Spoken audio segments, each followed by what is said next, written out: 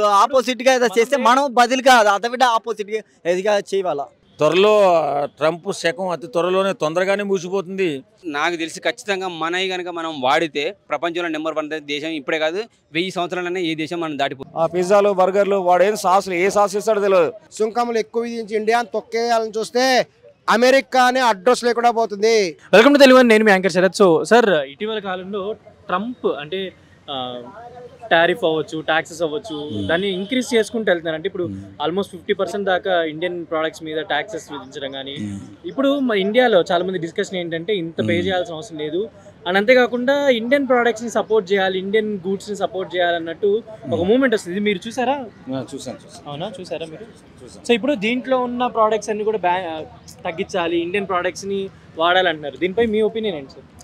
నిజంగా ట్రంప్ అని ఆయన పగపట్టేశాడు ఇండియా మీద. మరి కారణం ఏంటో తెలియదు. ఎందుకంటే స్నేహితుడు, ఇండియా నాకు గొప్ప సపోర్ట్ ఉంటుంది స్నేహితుడు అని చెప్పి ప్రచారం కూడా చేశారు మన ప్రధానమంత్రి గారు. కానీ ట్రంప్ బుద్ధి మారలేదు. అతనిది చాలా నీచ మనస్కుడుగా తయారై మన దేశంపై విషం కక్కుతూ మన ప్రొడక్ట్లపై 50% సుంకం వేస్తూ మనల్ని, మన దేశాన్ని కొంచెం ఏమంటారు అభివృద్ధిలో ఆటంకం కలిగించాలనే స్వార్థంతో ప్రవర్తన చేస్తున్నట్టుంది. కానీ నిజంగా మన దేశం ఎంతో సపోర్ట్ చేసింది వాళ్ళ అమెరికా వ్యవహారంలో. మన దేశం చాలా పెద్ద సపోర్ట్ చేసింది. కానీ ఆయన వక్రబుద్ధితో ఇలాగ మన దేశం మీద విషం కక్కుతూ దుర్మార్గంగా మాట్లాడుతూ ప్రతిరోజు ఏదో కామెంట్ మన దేశం గురించి చేస్తున్నాడు. ఇంతకుముందు చాలామంది ప్రెసిడెంట్లు చేశారు, అమెరికా ప్రెసిడెంట్లు.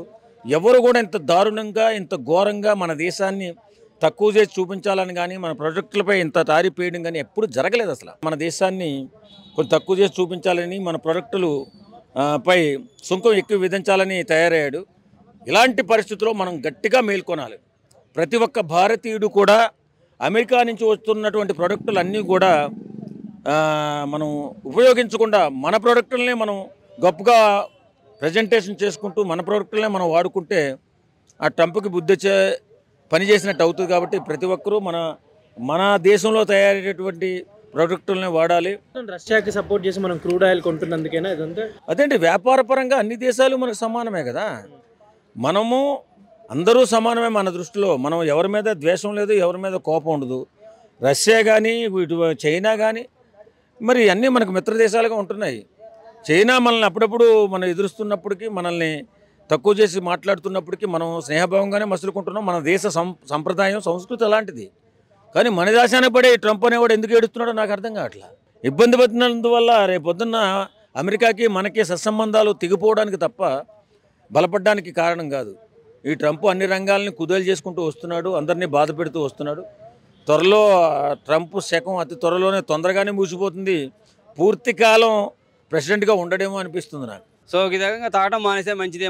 మన దేశీ కూల్ డ్రింక్స్ ఏమైనా ఉంటే వాటిని కొంచెం బాగా పర్ఫెక్ట్గా మన ఫుడ్ అండ్ డ్రగ్ ఇన్స్పెక్టర్స్ ఉంటారు కదా, వాళ్ళ ద్వారా మంచి క్వాలిటీ ఫుడ్ డ్రింక్స్ బయటకు వచ్చేలా చేసి మంచి క్వాలిటీ మెయింటైన్ చేస్తే మన డ్రింక్స్ని డెవలప్ చేసుకుంటే మన దేశానికి ఆదాయం సమకూరుతుంది. జిఎస్టీ వలనో, ఇన్కమ్ ట్యాక్స్ ద్వారానో ఏదో విధంగా వచ్చేస్తుంది. మనం నిజంగా చెప్తున్నా, నాకు తెలిసి ఖచ్చితంగా మనవి కనుక మనం వాడితే ప్రపంచంలో మిగతా ఆయన పక్కకు పెట్టేస్తే ప్రపంచంలో నెంబర్ 1 దేశం ఇప్పుడే కాదు 1000 సంవత్సరాలనే ఏ దేశం మనం దాటిపోలేదు 100%. మనం బయట ఇలా ఇన్ని ట్యాక్స్ వేయడం ట్రంప్ ఇండియా మీద కరెక్టే అంటారు? ఇండియన్ ప్రోడక్ట్స్ ఆడికి పోయే కాలం దగ్గర పడ్డట్టుంది. ఇగో ఇండియన్స్ దూరం అయితే ఏ దేశానికైనా, ప్రపంచానికి ఇండియన్స్ దూరం అయితే వాళ్ళ బతుకు అగమ్య గోచరం అవుతుంది. ఇప్పటికీ ఇంగ్లీష్లో సినిమాలు వస్తున్నాయంటే మన మహాభారతాలు, రామాయణం నుంచి తీసుకునే ఇన్స్పిరేషన్లే. మనం అనుకుంటున్నాం వాళ్ళు ఏదో టెక్నాలజీ డెవలప్ చేశారని. ఏమీ లేదు, మన నుంచే కాపీ కొట్టి వాళ్ళు చేస్తున్నారు, తర్వాత మీరు కాపీ కొట్టిన అంటున్నారు. అంత ఫేకు. మన ప్రొడక్ట్లు వాడండి, మన సినిమాలు చూడండి, మన దేశానికి దోహదపడే విధంగా ఆదాయాన్ని మన ఫుడ్ ఐటమ్ వాడడం, మన సంబంధించిన వస్తువులు వాడడం చేస్తే మంచిగా ఖచ్చితంగా ప్రపంచంలో. ఇప్పుడు మీరు దీన్ని సపోర్ట్ చేస్తారంటే ఇండియన్ ప్రోడక్ట్స్ వాడాలి, బాయ్కాట్ 100%. అవసరమైతే నేను మదర్ ప్రాసెస్ చేస్తున్నా భయ్.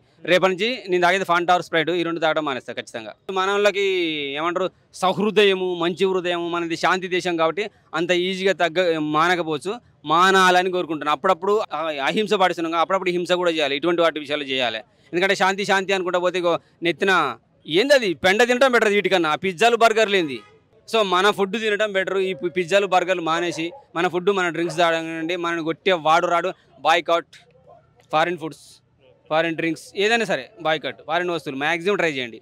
ట్రంప్ ఆయన ఇష్టాగోష్ఠి, ఆయన ఏం నిర్ణయం తీసుకున్నా ఆయన ఇష్టాగోష్ఠి ఉంటుంది.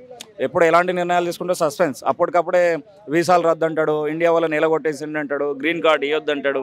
సో అండ్ సో చెప్పడం వల్ల ఏమవుతుంది, మన ఇండియా వాళ్ళు వెళ్ళి అక్కడ డెవలప్ చేస్తారు.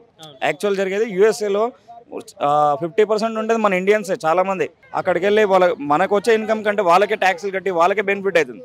అయినా కూడా మళ్ళీ ఈయన ట్రంప్ ఇష్టాగోచిగా మాట్లాడడంతో పబ్లిక్ ఇరిటేట్ అవ్వడం అయ్యింది. దానివల్ల ఈ అమెరికన్ ఫుడ్స్ కానీ లేకపోతే అమెరికన్ ఐటమ్స్ కానీ కొన్ని బ్యాన్ చేయాలని చెప్పి నిర్ణయాలు తీసుకోవడం చాలా మంచి పని. ఖచ్చితంగా సపోర్ట్ చేయాల్సిందే. ఎందుకంటే మనం సాధారణ పొలం మనం ఈ తెలంగాణ లేదంటే ఈ లోకల్ మన ఇండియన్లో ఉత్పత్తులు అయ్యే ఫుడ్స్ని కానీ ఇండియాలో ఉత్పత్తి అయ్యే రైస్ కానీ జొన్నలు కానీ ఇలాంటి ధాన్యాలు ఉన్నాయి, పప్పు దినుసులు ధాన్యాలు ఇలాంటివి యూజ్ చేసి వాటి వంటలను తినాలి. పబ్లిక్ అవి తినడం మానేసి హెల్త్ ఫుడ్ కూడా తినడం మానేసి ఏది పిజ్జాలు బర్గర్లు వాడు ఏం సాసులు ఏ సాస్ ఇస్తాడో తెలియదు. ఆ సోయాబీన్ అంటాడు, టమాటా అంటాడు, చిల్లీ సాస్ అంటాడు, ఏదో సాస్ అంటాడు. ఆడు వారం కింద ఉత్పత్తి చేసి నెలలు నిల్వ పెట్టి అవన్నీ వేసి మనుషుల ఆరోగ్యం ఖరాబ్ చేస్తున్నాడు. ఇటు ఆరోగ్యం ఖరాబ్ చేస్తున్నాడు, అటు వెళ్తే మళ్ళీ ఇవి తినదరగాక మళ్ళీ హాస్పిటల్ పోవాల్సి వస్తుంది. మన ఇండియన్ కల్చర్ ఫుడ్ రాగి ఫుడ్ తినండి, రాగి జావా, రాగి ఉండలు, ఇలాంటి పప్పు దినుసులు, ఖర్జూరాలు ఇలాంటివి తింటే హెల్త్ బాగుంటుంది. ఇవన్నీ తినకుండా చెత్త ఎప్పుడో ఫ్రిడ్జ్లో పెట్టేస్తాడు. 4 రోజుల ముందు తయారై ఉంటుంది, 10 నిమిషాల ముందు మనం కూర్చోండి సార్ అంటాడు. వాడు ఏం తయారు చేస్తుండో ఏమో తెలియదు. 4 రోజుల కింద తీసి హీట్లో పెట్టేసేసి 5 నిమిషాల ముందు హీట్లో పెట్టేసి ఇచ్చేస్తాడు. కదా అది మనం తింటాం అరగదు. ఎందుకు తలకైనప్పుడు బంద్ చేసింది బెస్ట్.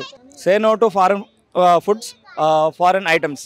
అన్న ఇది చూసారా ఇప్పుడు మీరు సోషల్ మీడియాలో చాలా చూస్తున్నారు బ్రో. అంటే ఏమనిపించింది మీకు చూడగానే? అమెరికాలో ఇండియన్ ఫుడ్స్ అంటే ఎంత ఇష్టం తెలుసా అందరికీ. ఇంకా పిచ్చెక్కి వస్తున్నారు ఇండియన్ ఫుడ్ కావాలని. సో మన రేట్లు పెంచుతారా? వాళ్ళు ఆపోజిట్గా ఏదో చేస్తే మనం బదులుగా అదవిడ ఆపోజిట్గా ఏదిగా చేయాల. ఎందుకు కొనరు అంటున్నా? ఇండియన్ ఫుడ్ అంటే అంత చీప్ అయిపోయిందా?